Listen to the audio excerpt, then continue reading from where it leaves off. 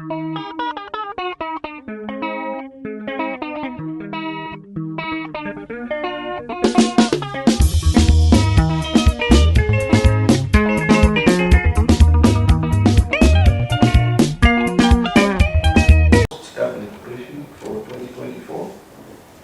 lead us in our discussion, let me invite the chairperson of this session, the Honorable Minister of Information, Publicity and Broadcasting Services, Dr. Mswere, to present today's cabinet highlights. Dr. Mswere.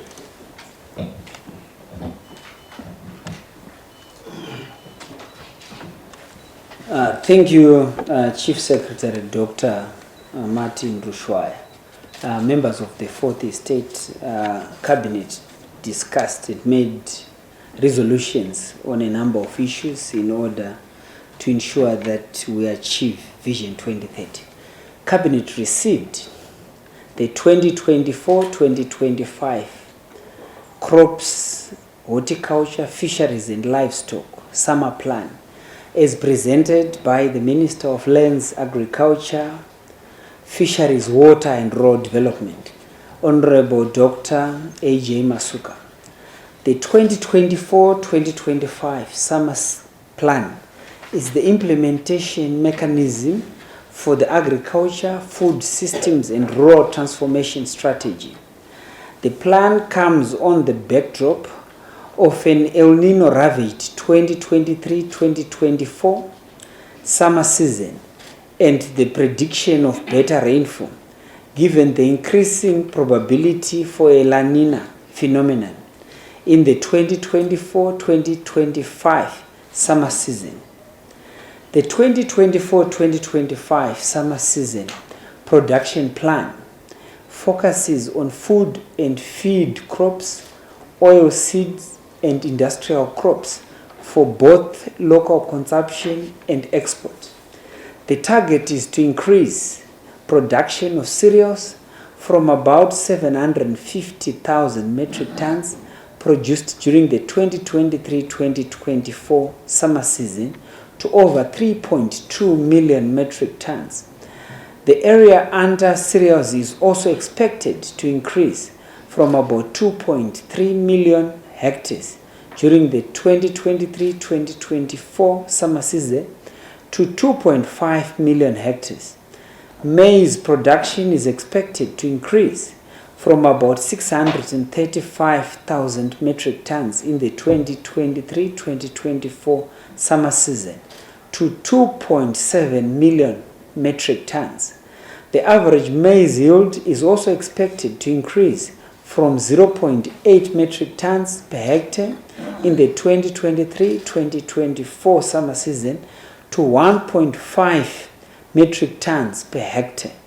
Notably, the yield for traditional grains is expected to increase from an average of 180 kilograms per hectare during the 2023-2024 summer season to 800 kilograms per hectare. The 2024-2025 summer plan also targets to produce 97,700 megaliters of oil from cotton, sunflower and soybeans, with the climate-proofed presidential input support scheme, the Pfumvudza Intwasa, targeting to support 1.8 million households from communal, A1, small-scale commercial farming, old resettlement and peri-rural households for the production of cereals, oil seeds and legumes. The total number of beneficiaries for the Pfumvudza Intwasa program will be 3.5 million. The distribution of inputs under the Pfumvudza Intwasa program will strictly target households that would have prepared a minimum of 3 plots, each measuring 39 meters by 16 meters, liming and organic matter placement, and mulch collection for at least 1 plot.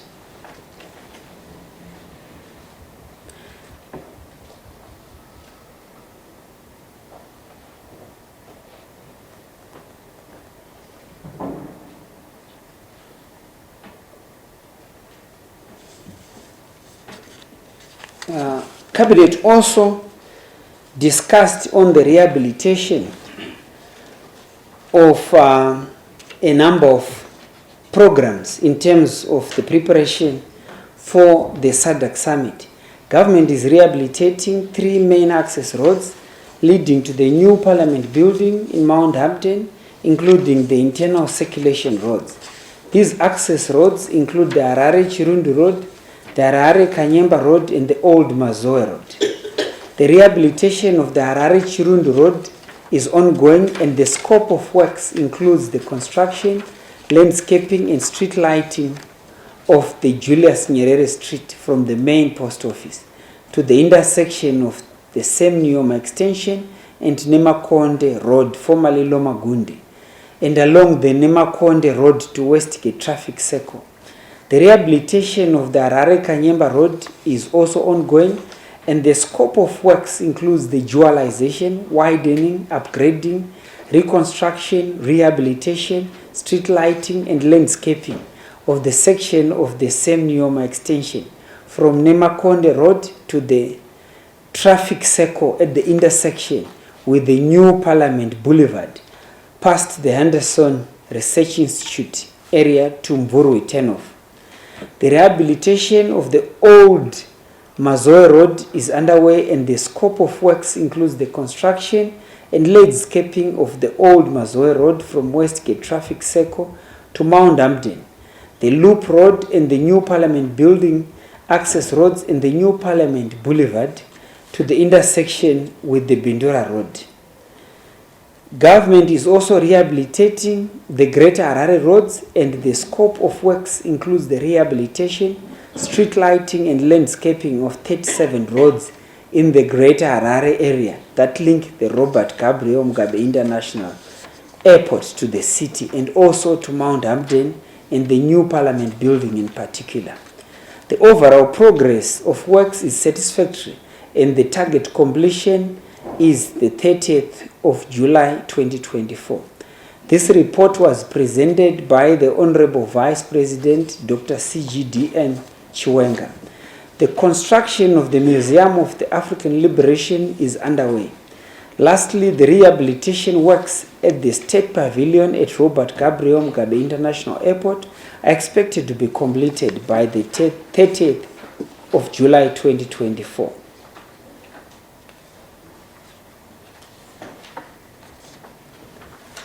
In addition to the above, the Minister of Lands and Agriculture, Dr. A.J. Masuka, is developing the fisheries value chain, and government is establishing 5 fingerlings production centers across the country in order to produce 60% of the fingerlings requirements for the Presidential Community Fisheries Program. In respect of livestock value chain development, the target for the 2024-2025 summer plan is to increase the beef cattle head from 5.718523 in the 2023-2024 season to 5,798,582. Goat numbers will also increase from 5,087,000 in the 2023-2024 plan to 5.239769. Milk production is also expected to increase from 99,821,752 in the 2023-2024 season to 115 million liters. In terms of the marketing of crops, the Grain Marketing Board will purchase all summer crops financed under the Presidential Input Program and the other scheme, as well as those by self-financed farmers and would-be buyers of last resort. Contractors may arrange to sell their crops to the GMB, and all contractors are obliged to buy back their contracted crops at market prices. Self-financed farmers will sell to best advantage on the market or to the GMB. Cabinet received the Zimbabwe Livelihoods Assessment Committee 2024 Rural Livelihoods Assessment Report as presented by the Minister of Lands, Agriculture, Fisheries, Water and Rural Development Honorable Dr. A.J. Masuka, on behalf of the Chairman of the Cabinet Committee on Food Nutrition and Food Security, Honorable Dr. C.G.D.N. Chiwenga. The Zimbabwe Livelihoods Assessment Committee undertook a raw livelihoods assessment from the 3rd of May to the 7th of June 2024. The objectives of the assessment were to estimate the raw population that is likely to be food insecure in the 2024-2025 consumption year, their geographic distribution and the severity of their food insecurity. The assessment also aimed at determining the nutrition status of the raw population and to identify development priorities for the communities. The findings and recommendations of the report are based on a comprehensive review and analysis of the relevant primary and secondary data collected from 18,000 households in the country's 60 districts. A total of 60 chiefs, together with their headmen and other traditional leaders, were consulted. The 2024 Raw Livelihoods Assessment established that the total cereal requirements for the National Strategic Grain Reserve for the period July 2024 to March 2025 would be 448,000 metric tons, broken down as follows: 45,750 metric tons per month for July to September 2024 and 51,850 metric tons per month for October 2024 to March 2025. The food insecure population will receive 7.5 kgs per month per person for the period July to September 2024 and 8.5 kgs per person per month for October 2024 to March 2025. The report noted that 121,000 metric tons will be required for the school feeding program from July 2024 to April 2025. The government will avail the requisite quantities for the school feeding program and will prioritize payment of BIM. ZIMLAC commended the government of Zimbabwe for remaining committed to ensuring that every Zimbabwean is free from hunger and all forms of malnutrition through food deficit mitigation and food security resilience building measures, as well as strengthening the multi-sectorial structures. Cabinet received a progress report on the implementation of government programs and projects under the Ministry of Women Affairs, Community, Small and Medium Enterprises Development for the first half of 2024, as presented by the Minister of Women Affairs, Community, Small and Medium Enterprises Development, Honorable Monica Mutrangwa. In an effort to close the support gap experienced by women, communities as well as micro, small and medium enterprises, government through the Ministry of Women Affairs, Community, Small and Medium Enterprises Development is implementing an array of initiatives. To close an existing funding gap, the Ministry of Women Affairs has extended loans through the Women's Development Fund, Zimbabwe Community Development Fund, and the Zimbabwe Women Microfinance Bank and the Small and Medium Enterprises Development Corporation. A total of $7 million has been disbursed to 65 micro, small and medium enterprises through SMEDCO and to 3,440 beneficiaries through the Zimbabwe Women Microfinance Bank since January 2024. The Zimbabwe Community Development Fund and the Women's Development Fund targets to fund 200 projects by the end of the year. Other initiatives being rolled out by government include the capacity building of women, micro and small and medium enterprises and cooperatives to enable them to take advantage of the emerging livelihood and business opportunities presented by the Second Republic. Furthermore, government through the ministry continues to facilitate the formation and growth of impactful structures for women in key sectors, including housing, finance, agriculture, manufacturing, health, arts and craft, fisheries, among others.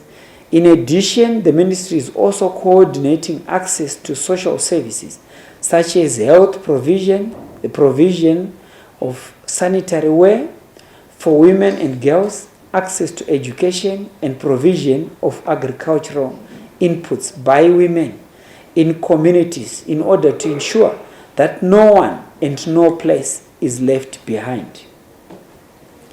Going forward, the government of Zimbabwe will accelerate implementation of gender equality provisions as provided for in the Constitution to increase the participation of women in key decision-making positions across all sectors of the economy.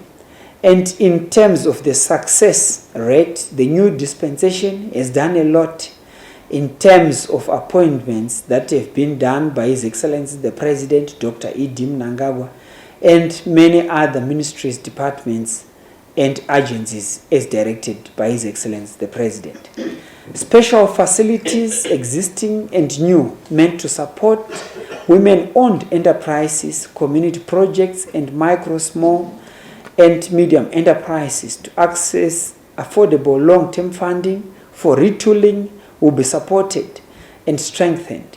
In addition, the government of Zimbabwe will increase budgetary support towards establishment of value addition processing plants to curb post-harvest losses.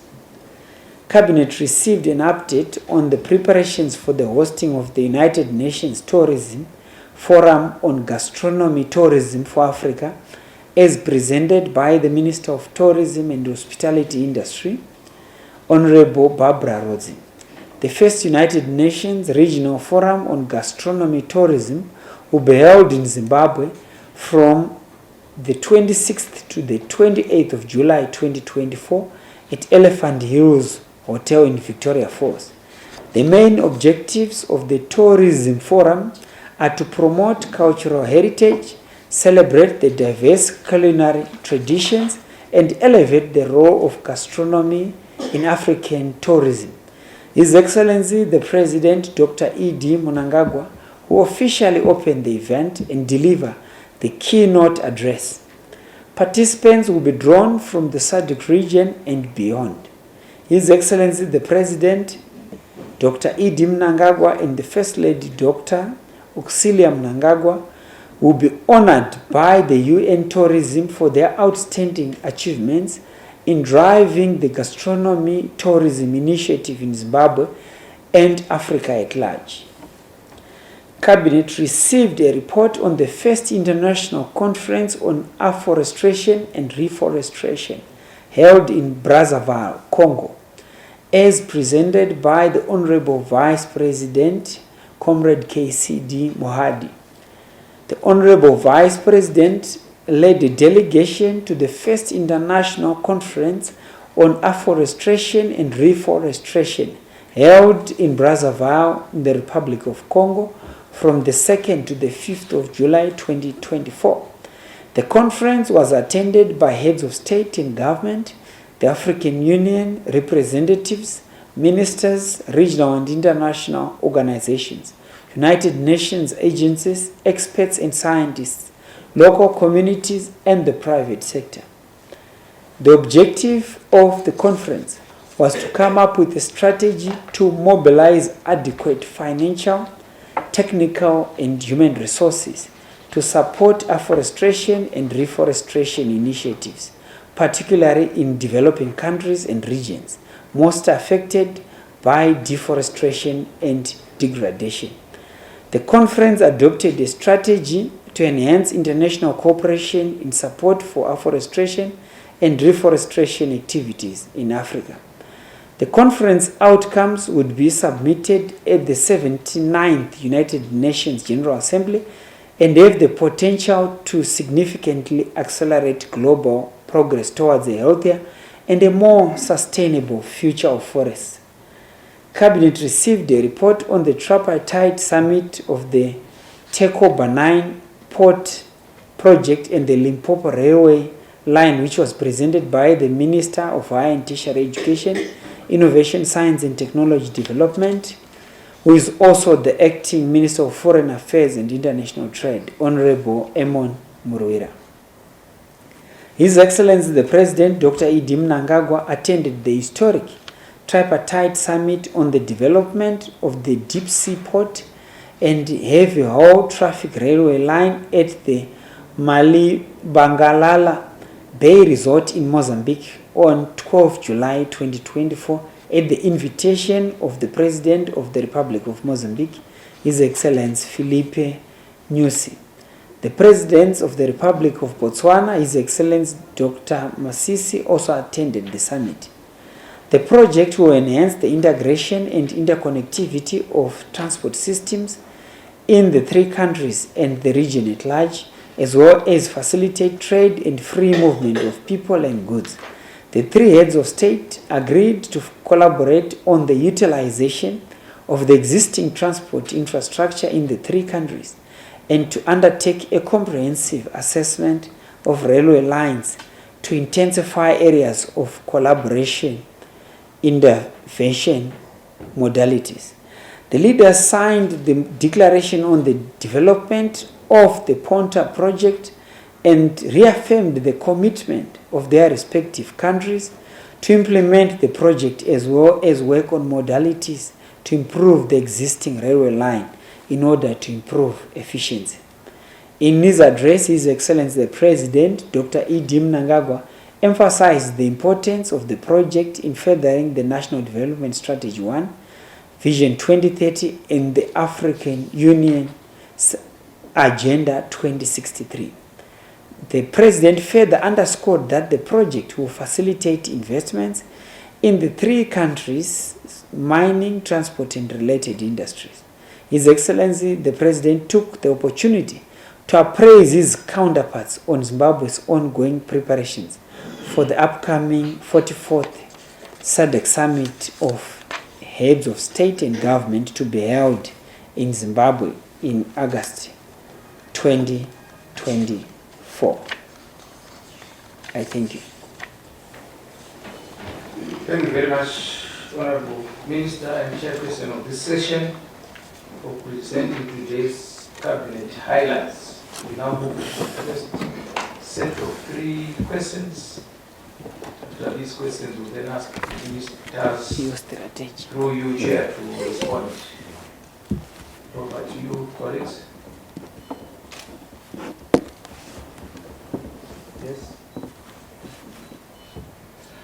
Thank you. Wallace Rujito from the Herald newspaper. I have 2 questions, both directed at Honorable Minister Masuka. The first being, the increase in yield is dependent on a number of agronomic factors.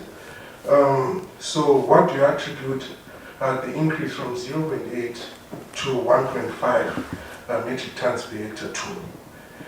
Secondly, wheat farmers are healing from severe power cuts, despite government having announced ring fencing.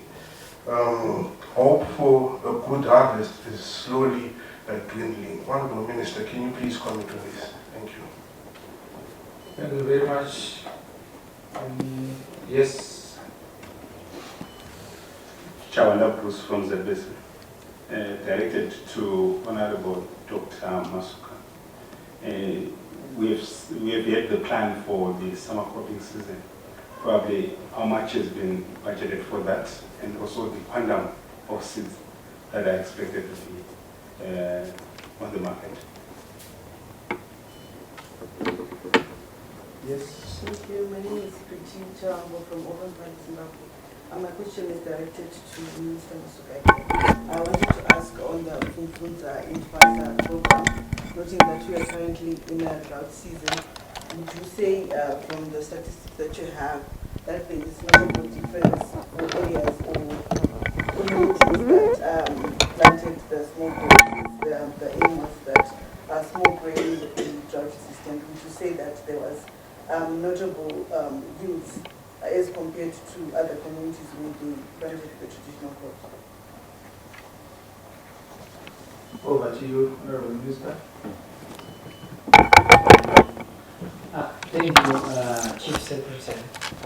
All the questions have been referred to Honorable Dr. Masuka.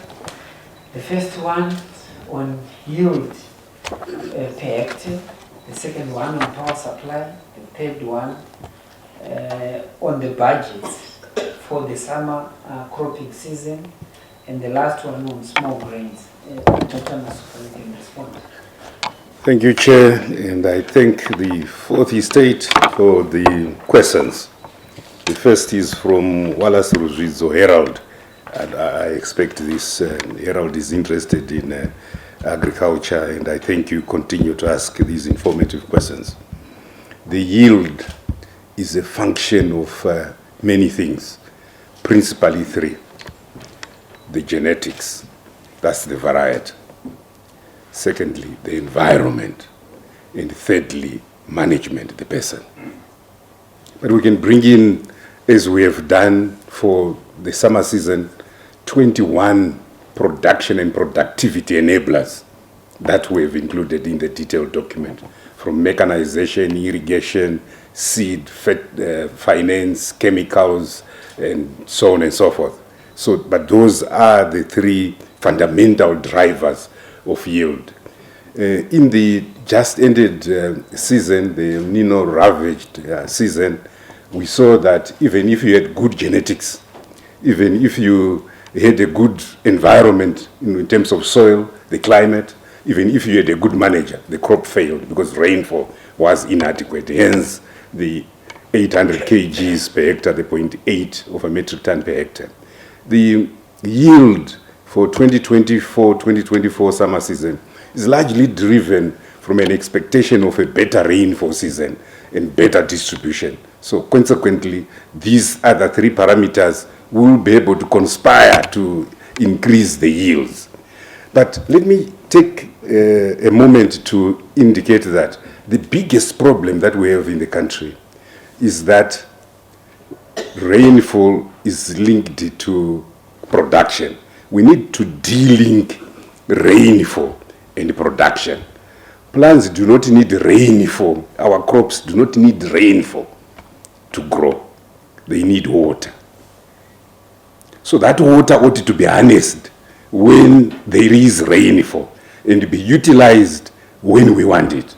So which is why we are accelerating irrigation rehabilitation and development to the 350,000 hectares for summer cereals. The wheat power cuts. In the past week or so, we've had an increase in power cuts, but that due to depressed generation because of the outages at Wange. We promised that 2 units would be coming on board, and the Minister of Energy and Power Development today presented that most likely those 2 units are already feeding into the grid. And the generation currently is about 1,400 in megawatts per day in-country generation, supplemented by imports. So we are somewhere between 1,500 and 1,600 megawatts against a maximum demand per day of 1,825 megawatts as presented today by the Minister of Energy and Power Development. There is a small shortfall which is then met from balancing either load shedding or additional imports. Wheat farmers are ring-fenced in terms of the policy by government. We require 100 to 120 megawatts for the current wheat crop.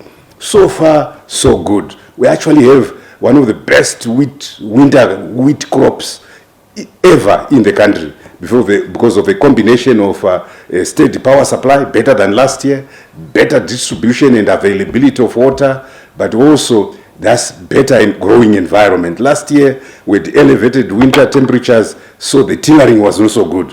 But this season, with the crops that we've seen throughout the country are way better than last year. So although farmers are reporting these power outages, it is a reflection, in my view, visiting the countryside, is a reflection of two things. We put up these power and energy working groups where farmers ought to be ring-fenced, and they send their electricity meter to ZETDC. So each time there is a power outage, they're actually better able to communicate. So it's a reflection of the better planning by government that these reports are actually coming. Whereas in the past we didn't have this sort of platform. But generally the availability of power as reported is 70% and above, and we urge all farmers that are doing it, that they are doing this for the nation. This nation requires to look within itself to be able to produce sufficient to feed itself, and the wheat-based food security strategy demands of us as farmers to be able to produce sufficient for the nation. So whenever there is a power cut, however occasioned, the farmer ought to report so that we can respond by either indicating that this is a fault or load shedding, so that the farmer has adequate information. There is Bruce Shawanda from ZBC, the budget for, I have a very elaborate document which now become a public document, which sets out the summer plan. And this 60-page document is what the chairperson has attempted to summarize in 2 minutes.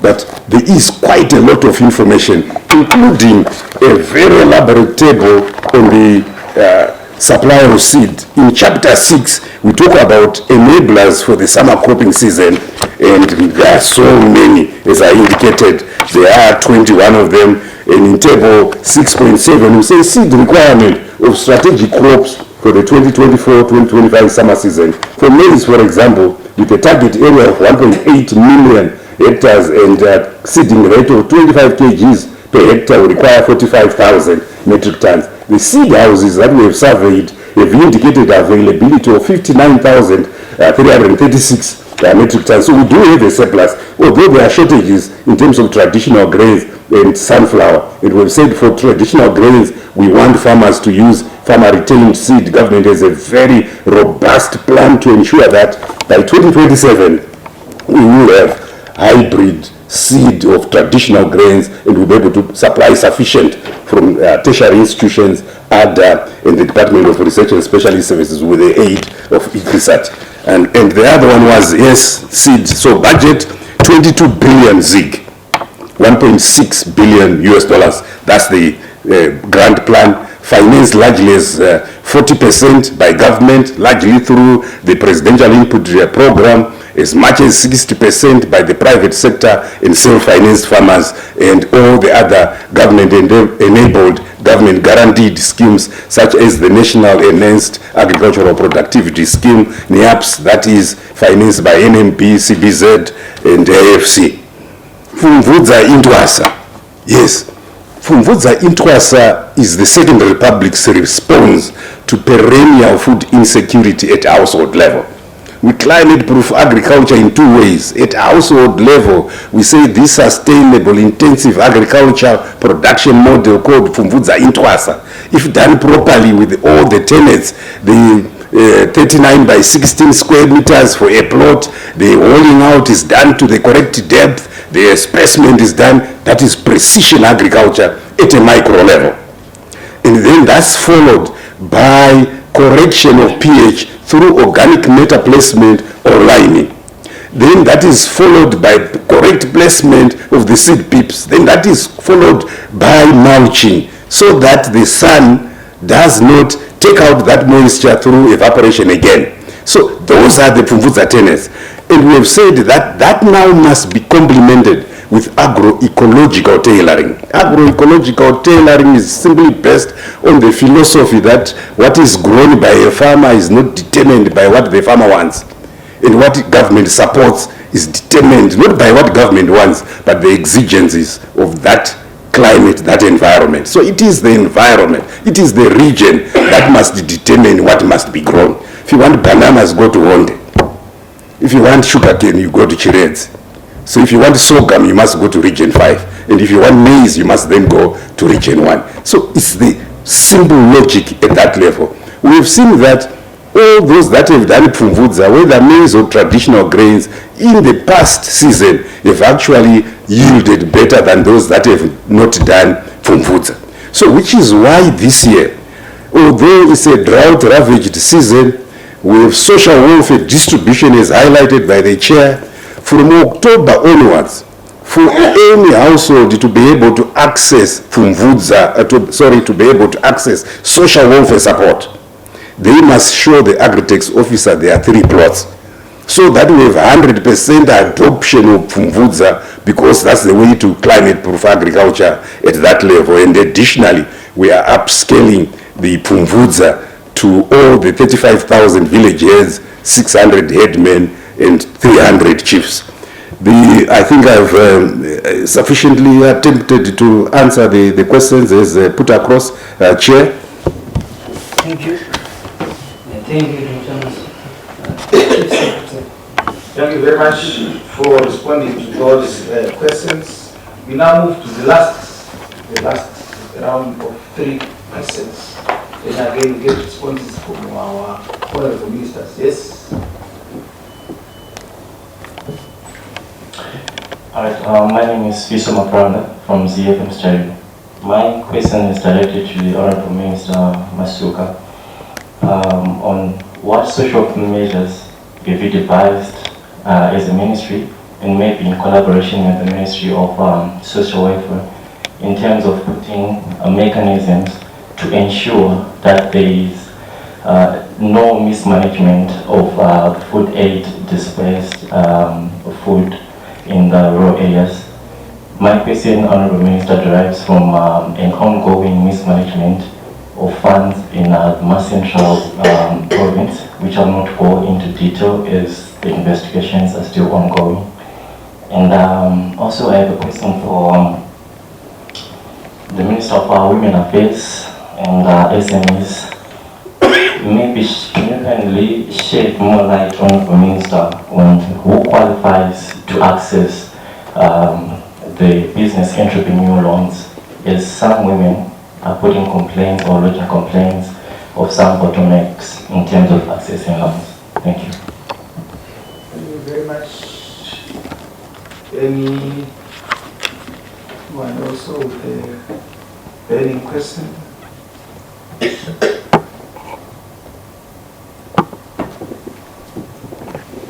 Over to you, Honorable Minister.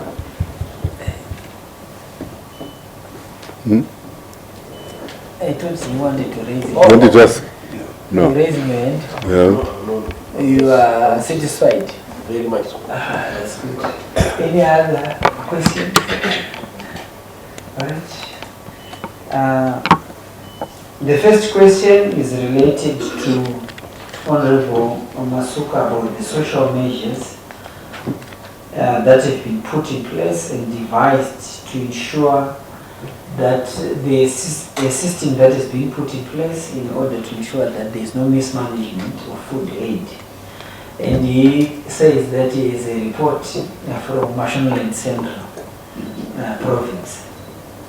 Over to you, Dr. Masuka. Thank you, Chair. In fact, we have the Acting Minister of Public Service, Labour and Social Welfare here, Honorable Mavetera.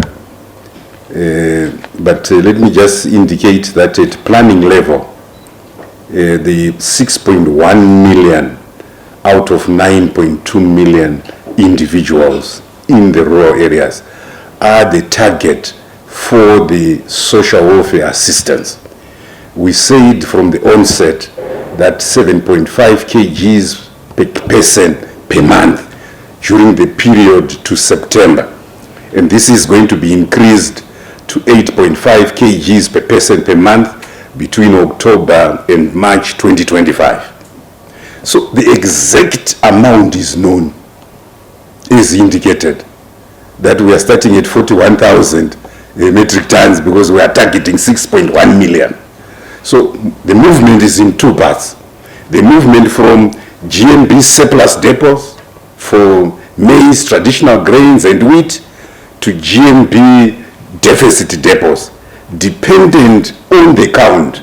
Remember, between 1 April and 15 April, the President mandated the Ministry of Public Service, Labour and Social Welfare and the Ministry of Lands, Agriculture, Fisheries, Water and Rural Development to conduct a blitz assessment of the vulnerabilities.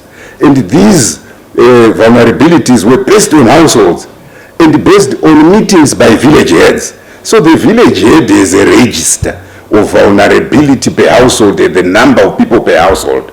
In the distribution, initially we were going to distribute once a month the 7.5 kgs per person. But because of the logistics that is involved, the need to go around the country within a month, we felt that we would distribute once in 3 months. So a person gets 22.5 kgs for the 3 months. And as of last week, 62,000 metric tons out of the targeted 138,000 metric tons had been distributed, which is less than 50%. So it's targeted to those households.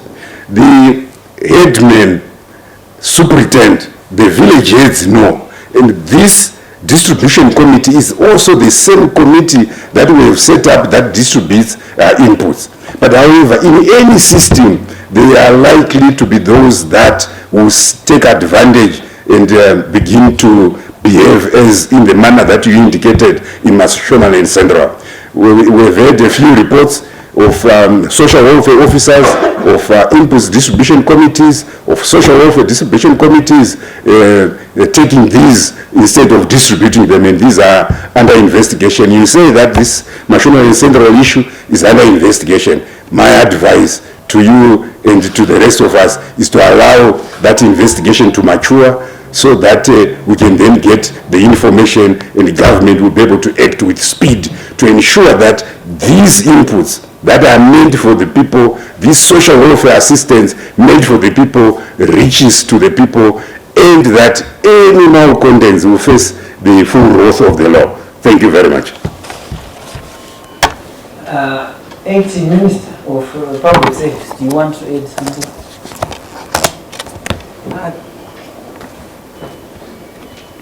Thank you very much, Honorable Chair. And I'll just add on to what the Honorable Minister has said.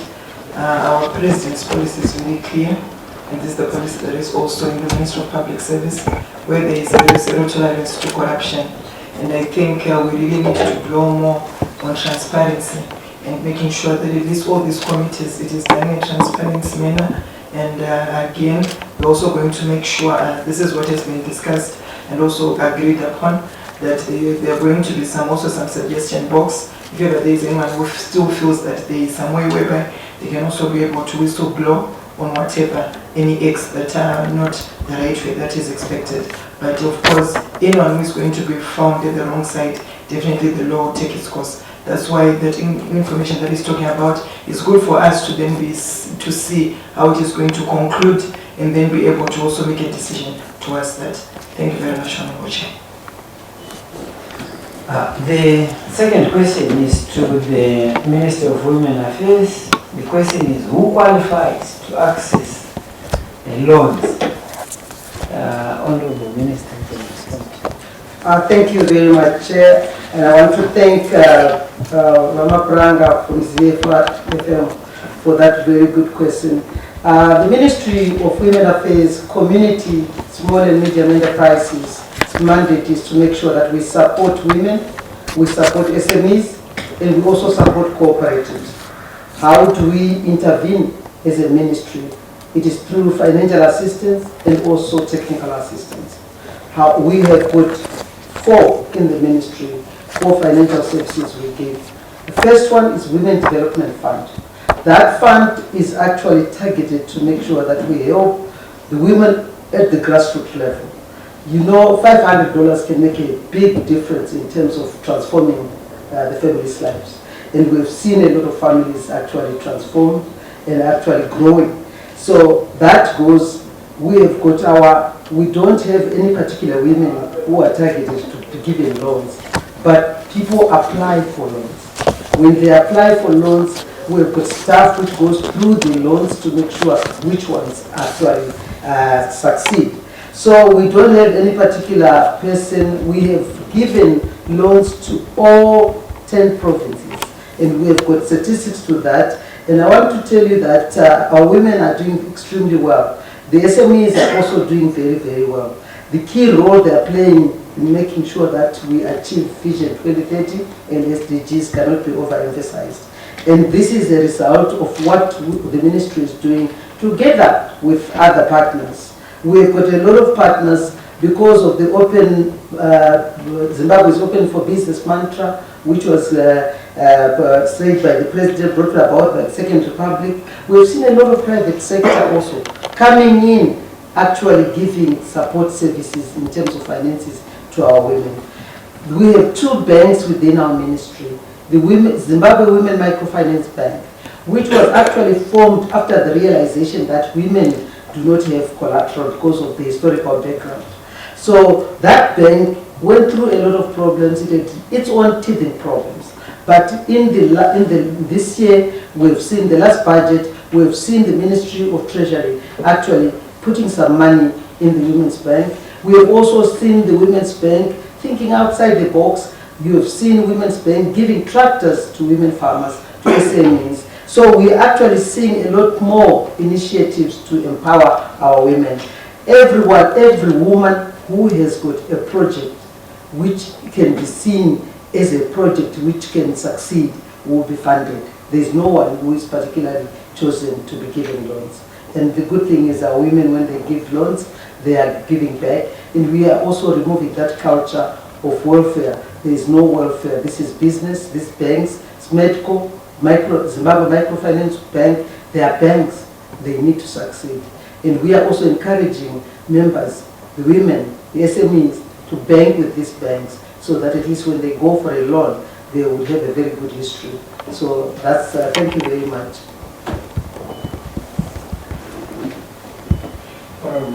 Ministers, we have come to the end of today's post-cabinet briefing.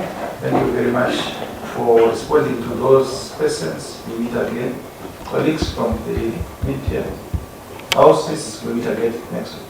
Thank you. Thank you, Chair. Thank you, Chief Secretary.